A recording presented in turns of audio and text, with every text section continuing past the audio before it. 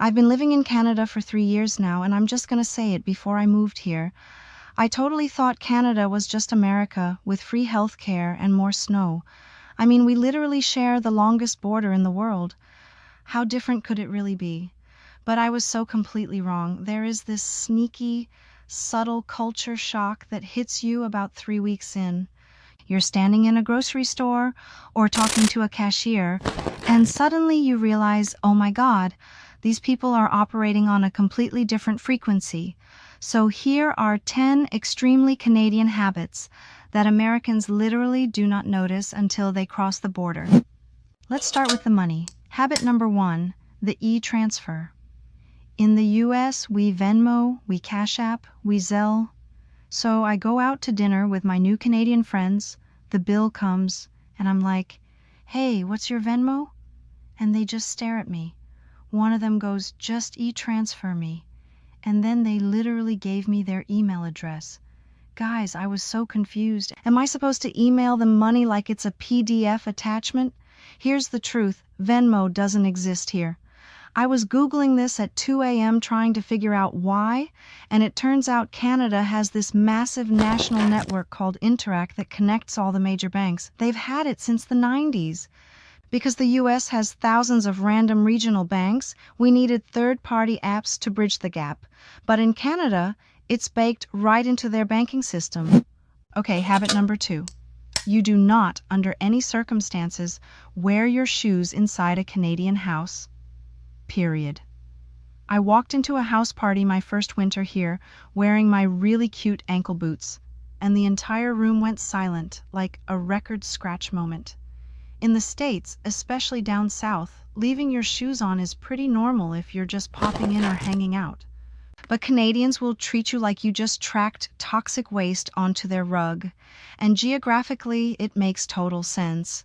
6 months out of the year, Canadian sidewalks are covered in snow, slush, and this brutal road salt that will instantly destroy hardwood floors.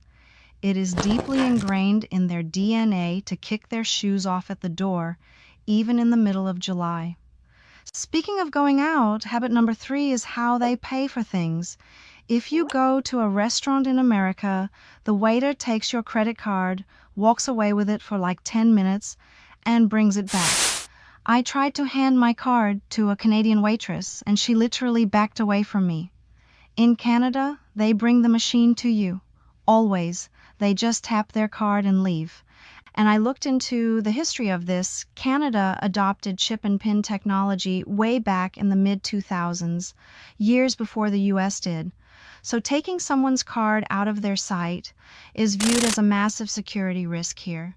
When Canadians visit the States and a waiter walks off with their visa, they literally think their identity is being stolen. Habit number 4, the apologies. We joke in America that Canadians say sorry a lot, but you don't understand the psychological depth of it until you live here. I once watched a man bump into a literal plastic mannequin at the mall, turn around and aggressively apologize to it. I'm not even kidding. But here's the mind-blowing part. I fell down a Reddit rabbit hole and found out that in 2009, the province of Ontario actually passed the Apology Act. It legally states that saying sorry cannot be used as an admission of guilt in court. Why? Because Canadians use sorry as a reflex to acknowledge that an awkward interaction happened, not that they are at fault. It's a conversational buffer, not a confession.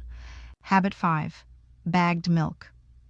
Okay, to be fair, this is mostly an Ontario and Quebec thing, but it is the quintessential Canadian culture shock.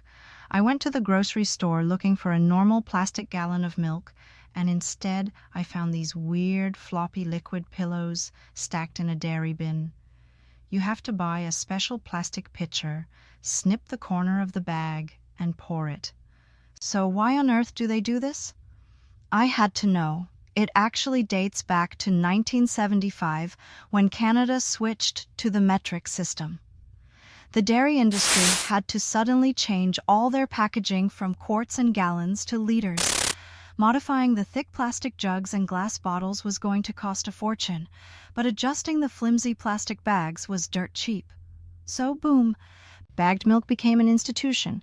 Habit 6 is linguistics. If you are ever at a Canadian coffee shop, do not ask where the restroom is. I did this, and the barista looked at me like I was an alien. They call it the washroom, every single time.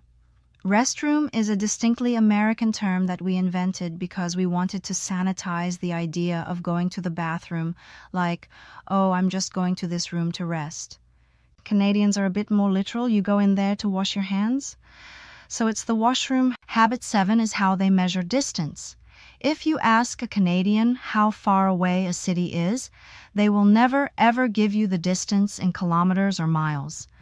If you ask, hey, how far is Ottawa from Toronto? They will look at their watch and say, oh, it's about 4.5 hours. It is always measured in time.